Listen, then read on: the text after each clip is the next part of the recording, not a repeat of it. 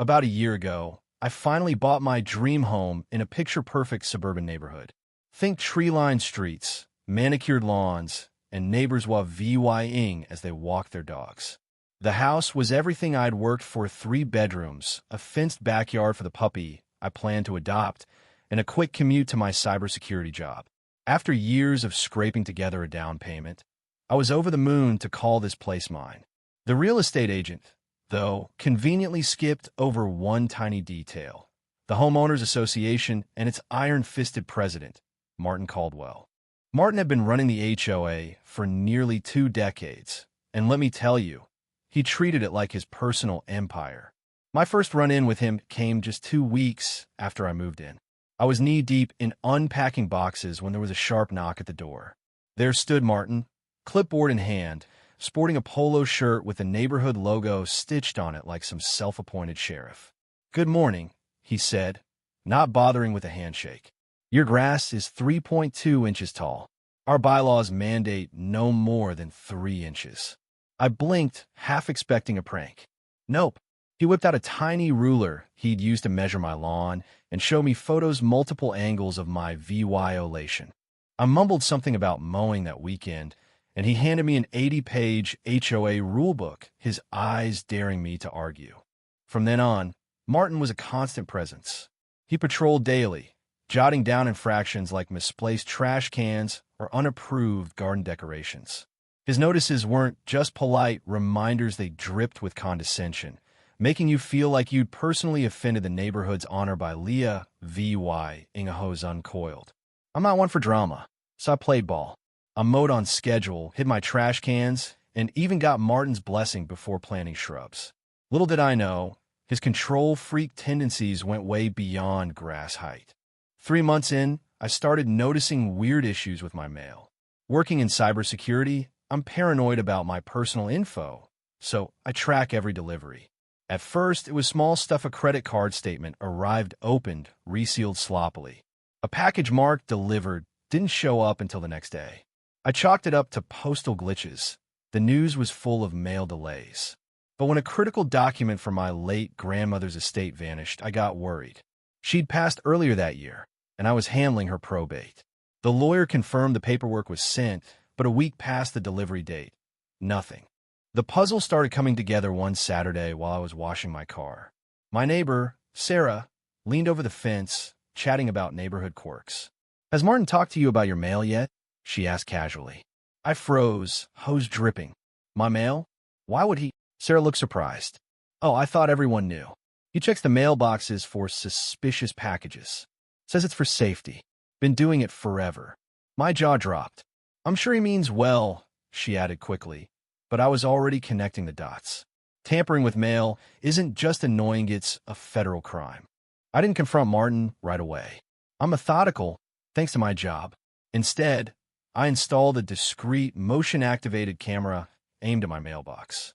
For 3 days, nothing, just a mail carrier at our usual time.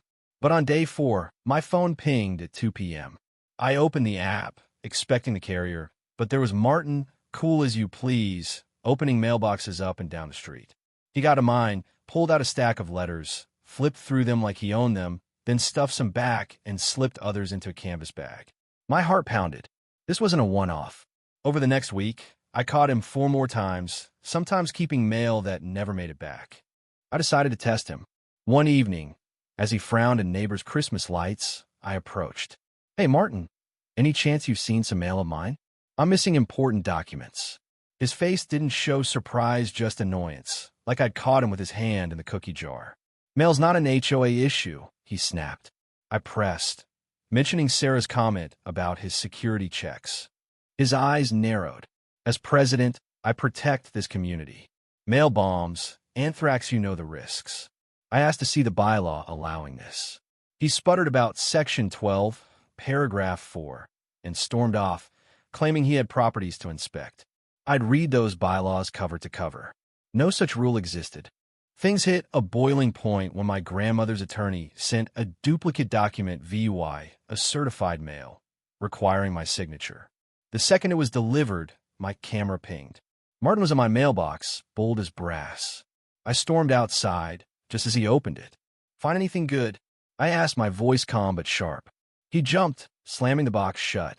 Just checking for suspicious items, he stammered. There's been reports. I pointed out the certified letter was mine, not his.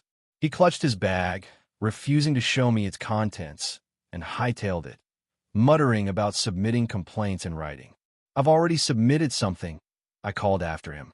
To the Postal Inspection, Sir VYC. They loved my VY Deos. He froze for a split second, then practically ran. That night, I filed a formal complaint with the U.S. Postal Inspection, Sir VYC, uploading every VY Deo, dates of missing mail, and details of the certified letter incident. I also filed a theft report with the local police. 2 days later, 2 postal inspectors showed up at my door. Their VYE'd my footage, their faces grim.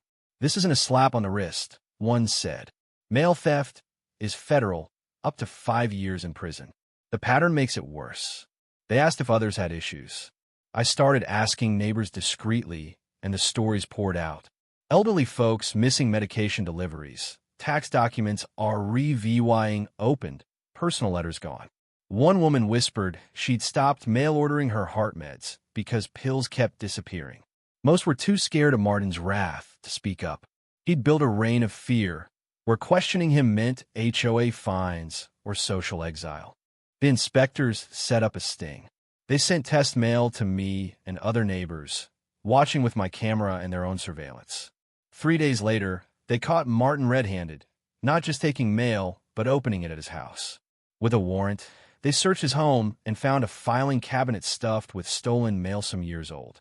Worst of all, there was a folder with my name, holding my grandmother's estate documents, already opened. My blood ran cold.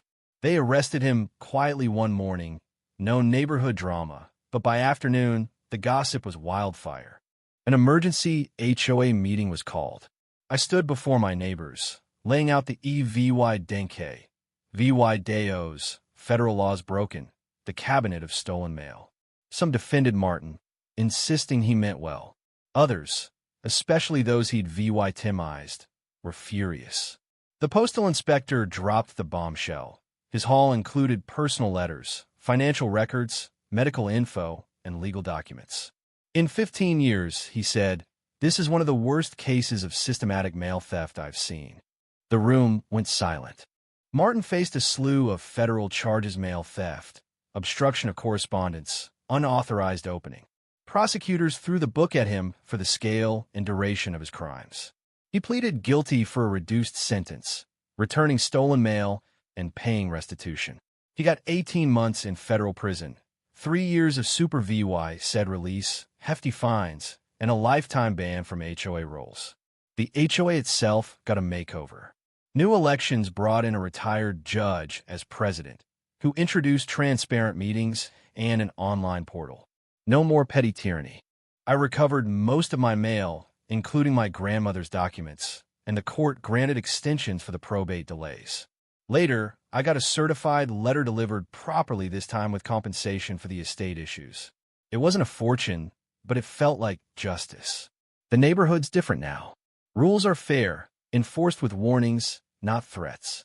I've become the go-to guy for privacy questions, using my cybersecurity skills to help the HOA secure its systems.